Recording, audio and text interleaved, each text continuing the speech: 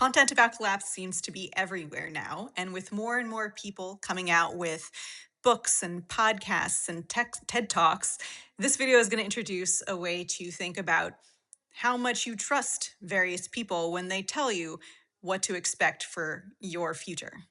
To understand what I'm going to be saying next, we have to start by becoming conscious of our shared dominant cultural myth. And I think that what best exemplifies this is the UN's Sustainable Development Goals, which member nations set in 2015 to supposedly reach by 2030. And the idea is that humans around the world would be enjoying eventually all of the things listed here. And it even includes a little shout out to other species that we share the planet with. And the idea is that nations everywhere are headed toward this state of development. And so once you get there, which looks like being fully modernized, having clean drinking water, hygiene, flushing toilets, enough food for everyone to eat, ability to maintain a safe temperature in your home, all of that, this modernization process. Once you get there, you're developed. And when you don't yet have that, it's assumed that those countries are developing. It's assumed that they are on their way there and that they'll get there eventually. And then that once you do get to that state, as the developed countries already have, that you get to stay there. But that's not really how things are. Or rather, it's a small part of a bigger picture that looks a lot different. Yes, countries have been modernizing, but that was a temporary process. And now that process is stopping and reversing. And in an older video, I've explained why that's happening. But for now, we'll just take that as a given and understand that the implication is that if you want to understand what our future looks like, you can't rely on that basically false narrative, even though it was true for a short time. It's not going to be true anymore. And so it can't provide a reliable guide for envisioning the future. If we want to be able to accurately envision what our future looks like, we probably want to revise our ideas around who's considered to be ahead and who we consider to be a legitimate expert on the future. So the trajectory that we're scrapping is this one that says that you start as being less developed, and then we're all moving towards that one linear finish line where we all end up being developed, and people who are developing are behind, and the people who are developed are ahead. And instead, we could think of it as a rubber band being pulled out and then snapping back to the way that it started. In this case, the way that it started was a planet with no civilizations, no complex societies, and just a whole bunch of creatures living in a much more basic and primitive way with way fewer humans. In that case, the trajectory isn't just a single direction. The arrows go both ways because now we're going to be moving backwards or kind of resetting. And so that starting point is actually both the start and the finish because it's all cyclical. And the humans who are closer to the starting line are also closer to the finish line. And so they're the ones who are also ahead. And just to give credit where credit is due, first of all, the idea that development can't possibly be permanent basically arises from any kind of textbook on ecology, physics, chemistry, biology, what have you. And then more specifically, this critique that I'm making of the way that our society, globalized modern industrial nations, speak about themselves, whether that is the developed and developing countries, whichever, those ideas are coming up a lot in hospicing modernity, at work in the ruins. Dugald Hine poses this question of which humans live closer to the future. And in fact, you could even say which species live closer to the future. And then also Daniel Quinn's Ishmael challenges us to consider whether we are all en masse lying to ourselves without realizing it. So then my next step here is to figure, well, if those people who are inhabiting developing countries or ones that are further along in collapse, whether that is in a climate and biodiversity sense and or political instability or supply chains breaking down, if they're ahead of us toward the future, then we should be paying more attention to them. So I went ahead and read a few articles that are focused on giving those people some voice, and some things that I didn't expect became clear. So the first one here, and this is one that stood out in my memory since reading it in 2024, is from Burkina Faso. And it's like an op-ed piece by a woman. She stays anonymous, gets a pseudonym, but she's living in Ouagadougou, which is the capital of Burkina Faso, and she's a musician. I don't know what kind of musician, so I don't know what that means about her socioeconomic status, but let's move on to what she has to say. This woman begins by explaining that she is 36 years old and that she's been trying for 10 years unsuccessfully to get pregnant. And originally, her mom wanted her to give her 7 grandkids, but now that it's getting to be a little bit late, maybe they'll be satisfied with just 4. Then she goes on to describe the summer that she experienced while pregnant. During the day, it was infernal. My daily activities had to be done from 8 to 9 a.m. at the latest, or at night when the sun was down. I'd take showers, but it was so hot that when you came out, you felt even hotter because your fan was blowing hot air. We're in the Sahel, so we're used to heat, but this year, people weren't used to it anymore. I've never seen so many people sleeping outside or sitting by their doors. Before, there were power cuts, but never like this. It used to happen during the day. Now it's at night, too. You go to the hospital to die, because she ended up having to go to give birth early, or rather, because she was having a miscarriage. Spoiler alert. She said the heat, the power cuts, there's no equipment.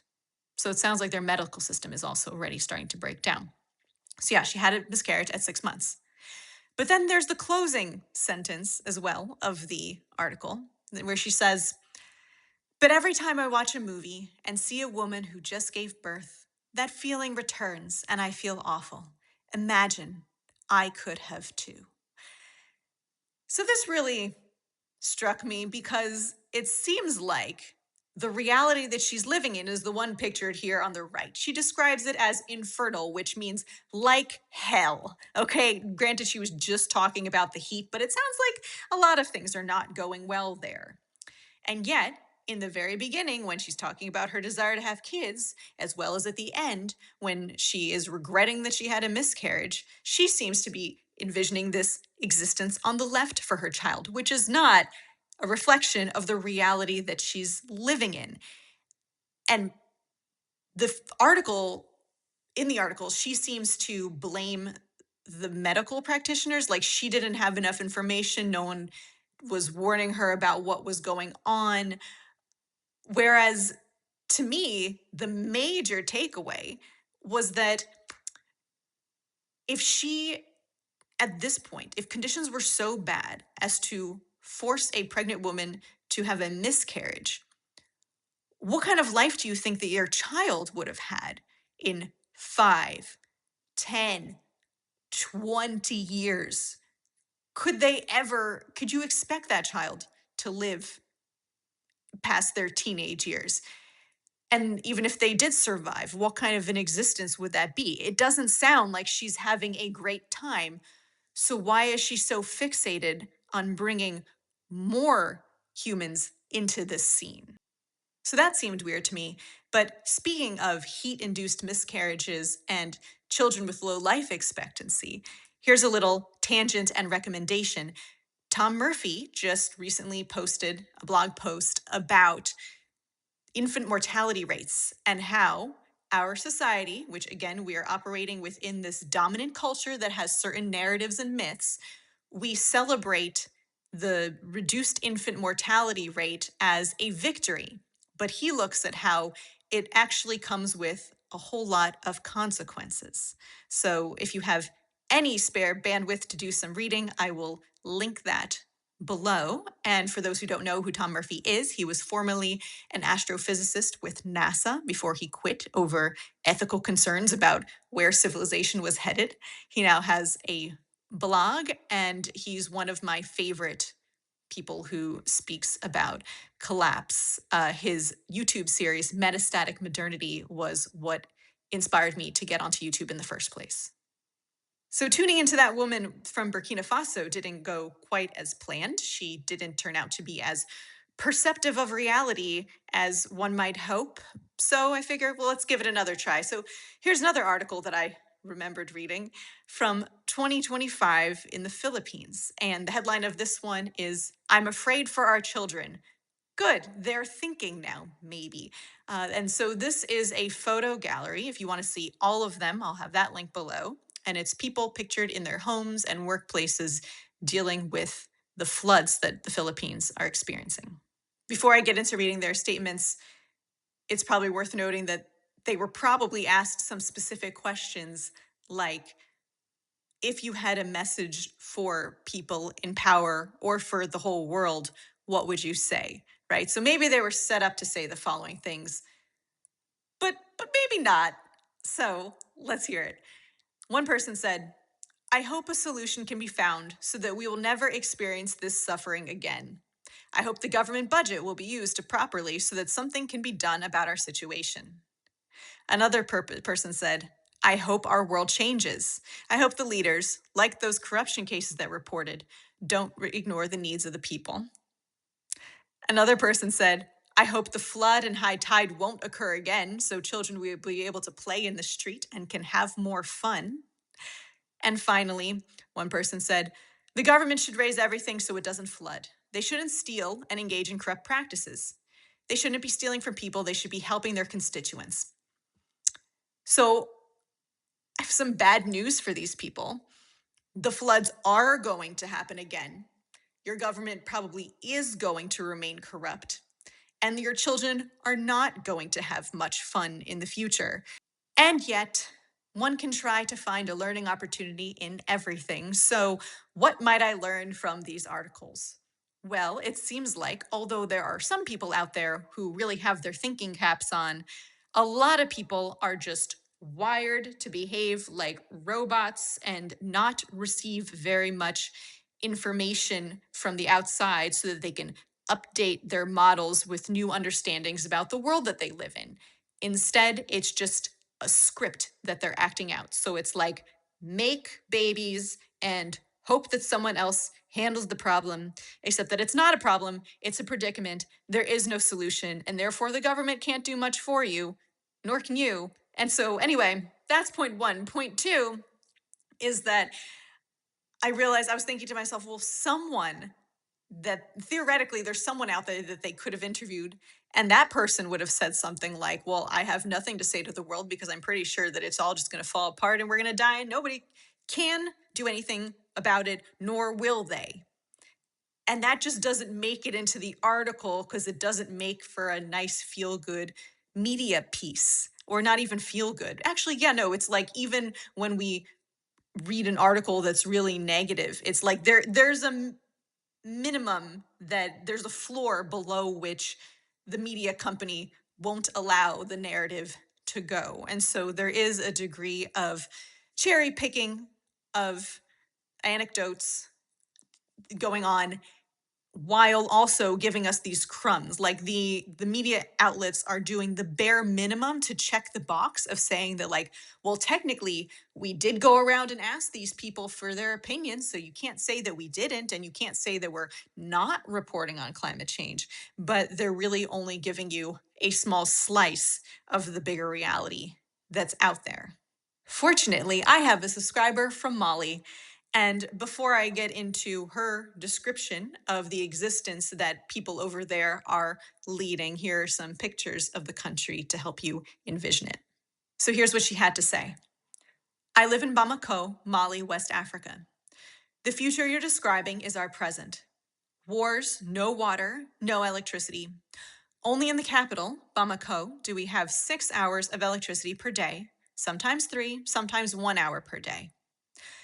Currently under 42 degrees Celsius every day. In other regions of Mali, they do months without any electricity. The water only comes at night between 2 and 3 a.m. In the most desertic regions, like Gao, they don't even have water anymore. Yet women keep having 5, 6 children. We have no future. Everyone can see that. And yet, people keep reproducing like ants here. Strange world. And below, someone asks her, "Do you plan to have any kids?" And she replies, "No, because I won't bring a soul into this hell. People here despise me for it. I'm seen as worse than a rapist or a killer. A woman with no children is their worst nightmare, and they go out of their way to make me feel like it every day, and I'm not even 30 yet." So, my thoughts on all this were, first of all, I cried because I was like so humbled because I'm just someone making videos in a comfortable climate with food and water security and relatively little violence. And so, what do I know? Whereas she is living so much closer to the future, and I'm in awe of how tough she is. But it was really refreshing to hear from someone. And also, what she's observing is the stuff that I was just saying, that like everyone is just operating on autopilot. And that I think one of our misconceptions here in the developed world, or the one that is behind on the collapse trajectory, is we think that there must come a point when things are so bad that everyone is going to wake up and then things are going to change. Either they're going to get a lot better because everyone's going to kind of respond and build resilience and like whatever and protect the earth, or that they're going to get significantly more violent when everyone reacts to this realization of what the future holds. But what it seems to me, both from those other articles as well as from here, is that stuff can get extremely, extremely grim, and everyone is still just a robot, for better or worse. And I was thinking, damn, it must suck to be the rare exception, to be in her position and feel like the only one who sees what's happening and no one else does. And on top of that, they think that you're the monster. And just a final note here, someone else also got into a conversation with her about music from Mali, and she mentioned her favorite song, and it is available on YouTube. So I linked that below as well. By the way, if you are that subscriber from Molly, and if you're willing to accept more questions from other people, please let me know. Write it in a comment below, and I will pin that to the top so that others can ask you more about what our future looks like. Getting back to this question of collapse content and who you might trust as a legitimate expert on our future, here are some questions that have come to mind now that I've become more aware of the bias in reporting. You might ask yourself, who's speaking and who isn't speaking? Often with this collapse content, the people have a lot of credentials. So they're usually people from developed, aka behind, countries, or when they come from the global south or developing countries, they're still pretty high status within that country. And a way that we could think of that comes from this visual by from the book Hospicing Modernity. And it's these levels or floors in the House of Modernity. And what she means to illustrate here is it's not just global north versus global south. Within each of those, there's also a status hierarchy, and that is going to influence how people think. Sorry, just because they're from the global south, but also the north. But yes, also the south doesn't mean that they know what they're talking about either, because if they're still higher status within the global south, then they're still also living farther from the future than other people in their country. And then the other thing is, who are they speaking to? Like, who's the intended audience who's consuming this, and how does that influence what they're saying? And then also, who aren't they speaking to? And of course, I know that that's grammatically incorrect and that you shouldn't put a preposition at the end of the sentence, but it just looks better that way. I figure I'll share a few examples of people whom I would consider false prophets who are making claims from behind on the trajectory to collapse. One of them is Samantha Sweetwater, who's been featured on a few podcasts now, including this one called Wild with Sarah Wilson. And the topic is, how do we actually emerge our way into what comes next? I'm going to dedicate a whole episode to this when I have enough time in winter to properly tear her to shreds. But for now, let's just consider whether the smartest person to ask about the future is a Gaian futurist dance theorist. Or, as of the making of this video, the latest guest on Wild with Sarah Wilson was this person who spoke to how we change people's minds about what's happening in the world. But does she actually know what's happening in the world? She works on the board of the Institute of Imagination. And this shows how, well, it shows two things. First of all, these platforms that claim to be about collapse and that supposedly recognize that the old narratives and systems are false and misleading and self destructive and just empty, continue to embody that when they select who to have on. Like, if the only people that you invite onto your podcasts are the ones who have high achievements within the modernity structure, which typically means that they're at the top of the ladder, whether within the global north or the global south, they're higher status, they have credentials and multiple degrees, and like this person, they work for something. She's on the board of the Institute of Imagination. And meanwhile, you don't invite people like my subscriber from Mali because she doesn't have much of an education or a bunch of certificates or whatever. And she isn't the executive director of any kind of Institute of Imagination or whatever. And so she's not impressive enough and she's not, whatever, not considered legitimate in the eyes of modernity. Then you're still just remaining constrained by that old pattern of thinking, which led us wrong. And the other thing that this brought up for me was going back to those questions of like, who is this for? You know, I'm looking at the mission statement or whatever of the Institute of Imagination, and it says, right now, too many children, especially those facing hardship, are missing out on the skills and opportunities they need to thrive.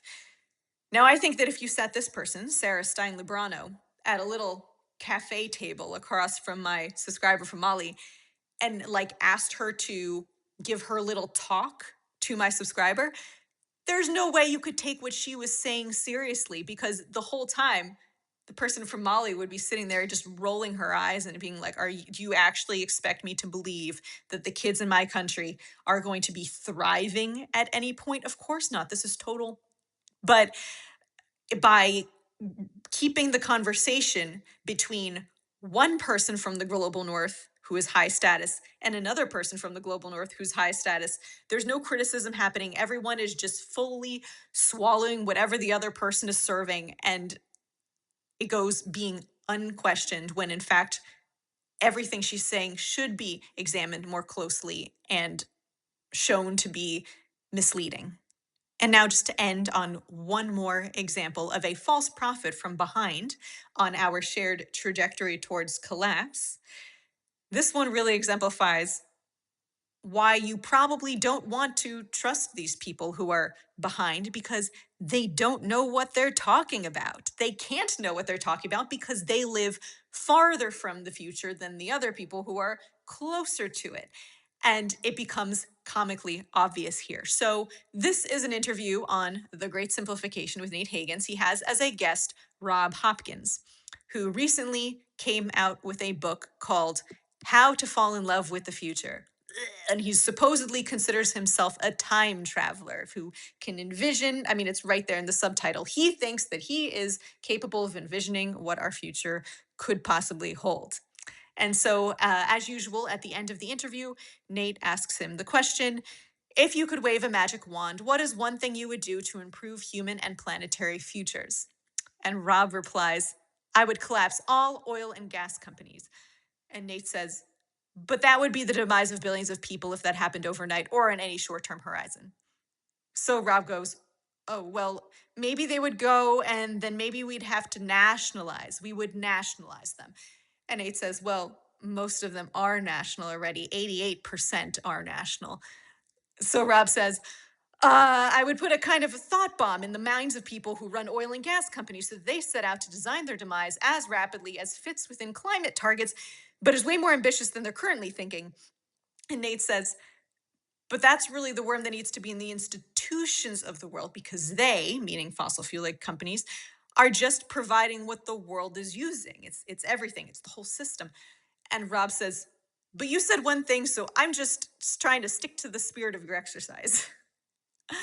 And it's like, what's extra funny about this, or ironic or whatever, is that Rob Hopkins first became famous because he spearheaded the transition towns movement, which was inspired by fear of peak oil. So he should understand that fossil fuels are vital to modern industrial globalized civilization, and that without them we collapse, and that therefore we face a predicament because we're kind of damned if we do burn them and damned if we don't. And maybe what's happened to Rob Hopkins's brain here is that if you want to be popular and sell a lot of books, you have to have a solution, and the only way you can have a solution into a situation for which there isn't actually one is if you simplify your understanding of the predicament into a solvable problem. And maybe he's so used to doing that now that he can't appreciate complexity.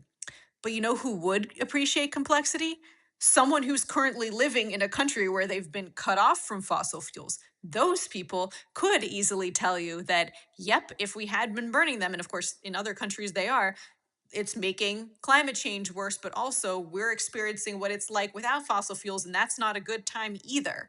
In conclusion, the humans who have the most insight into how our future looks and how collapse will play out are the ones who are living at the bottom of the hierarchy in each of their regions, and or in those regions where development is already being undone, because that is the new process that we've entered into. And if you want to be able to anticipate what your future looks like, it makes more sense to focus on them rather than listening to these other, although supposedly more qualified people who go and speak on podcasts. Now, that being said, you can always listen to them for a good laugh.